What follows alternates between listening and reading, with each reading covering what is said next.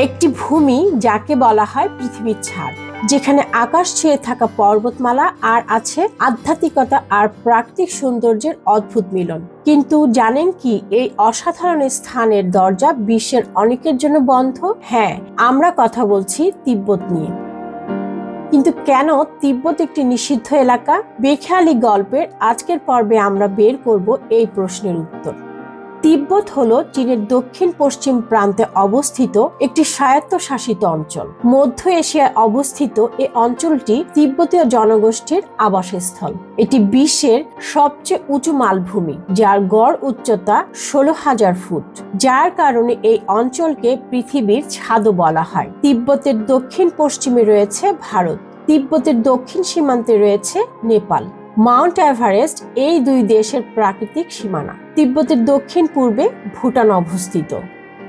1950 সালে চীন এই অঞ্চলে তাদের সামরিক অভিযান চালিয়ে এটিকে নিজের অধীনে নিয়ে আসে। তারপর থেকে তিব্বত চীনের একটি স্বায়ত্তশাসিত অংশ, কিন্তু এর পরিস্থিতি সবসময় বিতর্কের কেন্দ্রবিন্দুতে। তিব্বত একটি অনন্য ও রহস্যময় অঞ্চল, যা তার প্রাকৃতিক সৌন্দর্য, সাংস্কৃতিক ঐতিহ্য এবং ধর্মীয় গুরুত্বের জন্য বিশ্বজুড়ে পরিচিত।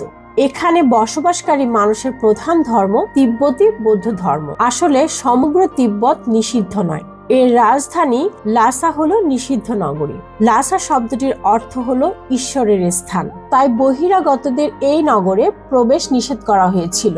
এই নগরীর মানুষেরা নিজেদেরকে আলাদা রাখতে পছন্দ করেন। সেখানকার মানুষের জীবনযাত্রাও অনেক ভিন্ন আর রোমাঞ্চকর। তিব্বত মূলত আলাদা কোনো দেশ হিসেবে স্বীকৃত নয়। এটি চীনের একটি স্বায়ত্তশাসিত অঞ্চল, যদিও অনেকেই তিব্বতীদের চীনের অংশ মানতে রাজি নয়। তিব্বতের রাজধানী লাসায় দীর্ঘদিন অন্য দেশের নাগরিকদের প্রবেশাধিকার নিষিদ্ধ ছিল, ফলে গোটা রাজ্যই চলে যায় রহস্যের আড়ালে। 1980 সালে সেই নিষেধাজ্ঞা তুলে দেওয়া হয়। জানা যায়, তিব্বতে কারো মৃত্যু হলে সঙ্গে সঙ্গেই তাকে সৎকার করা হয় না। তিব্বতীরা আত্মায় প্রবল বিশ্বাসী। তারা বিশ্বাস করেন মৃত মানুষের আত্মা মরে যাওয়ার পরও এই জগতে বিচরণ করতে থাকে, তাই যে পর্যন্ত তাদের আত্মা জগৎ না ছাড়ে সে পর্যন্ত তারা মৃতদের সৎকার করেন না, আর ততক্ষণ সেই মরদেহ তাদের বাসাতেই রেখে দেন। তিব্বতীদের জীবনে ধর্মে একটি গুরুত্বপূর্ণ স্থান দখল করে আছে। পুরো লাসা জুড়ে ধর্মীয় আচার চর্চা করা হয়ে থাকে। তিব্বতীদের প্রধান ধর্মগুরু দালাই লামার বাসস্থানও লাসার পোতালা প্রাসাদে। শোনা যায় এই প্রাসাদের চূড়া সোনার তৈরি। এই বিশাল আকার প্রাসাদটি প্রথম জনসম্মুখে আসে 1904 সালে ন্যাশনাল জিওগ্রাফিক পত্রিকায় এর ছবি প্রকাশের মধ্য দিয়ে। এই ছবি প্রকাশের পূর্ব পর্যন্ত বাইরের কেউ প্রাসাদটির ছবি দেখতে পায়নি। এছাড়াও শহর জুড়ে ছড়িয়ে রয়েছে অসংখ্য বৌদ্ধ মন্দির। তিব্বতের আয়তন 12 লক্ষ বর্গ কিলোমিটার। এই দেশের জনসংখ্যা 36 লক্ষ এবং বেশিরভাগ মানুষ গ্রামীণ এলাকায় বাস করে।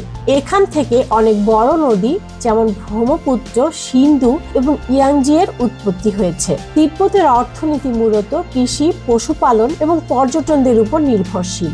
এছাড়াও তিব্বত প্রাকৃতিক সম্পদে সমৃদ্ধ। তিব্বতে তামা, সোনা এবং লিথিয়ামের মতো খনিজ অনেক পাওয়া যায়। তিব্বতকে নিষিদ্ধ দেশ বলা হয় মূলত চীনের কঠোর নিয়ন্ত্রণ, ভ্রমণ সীমাবদ্ধতা, সাংস্কৃতিক দমন এবং মানবাধিকার লঙ্ঘনের কারণে। তিব্বতে ভ্রমণ করা সহজ নয়, বিশেষ করে বিদেশি নাগরিকদের জন্য। তিব্বতে ভ্রমণ করার জন্য চীনের কাছ থেকে বিশেষ অনুমতির প্রয়োজন। এমনকি অনুমতি পেলেও আপনি একা ভ্রমণ করতে পারবেন না, আপনাকে একটি অনুমোদিত ট্যুর গ্রুপের সঙ্গে থাকতে হবে। বিদেশি পর্যটকদের ভ্রমণ পর্যবেক্ষণ করা হয় এবং তাদের জন্য বেশিরভাগ স্থান সীমাবদ্ধ।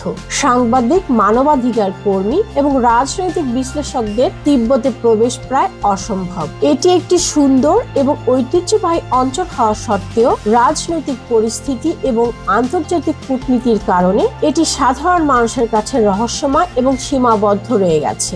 এসব কারণে তিব্বত বরাবরই মানুষের আগ্রহের কেন্দ্রবিন্দুতে ছিল। তিব্বত এখনো আন্তর্জাতিক পর্যটকদের জন্য একটি রহস্যময় স্থান, তবে চীনের কঠোর নিয়ন্ত্রণের কারণে এর আসল রূপ অনেকের কাছে এখনো অজানা। আর এসব কিছু মিলিয়েই তিব্বতের পরিচিতি গড়ে ওঠে নিষিদ্ধ দেশ হিসেবে।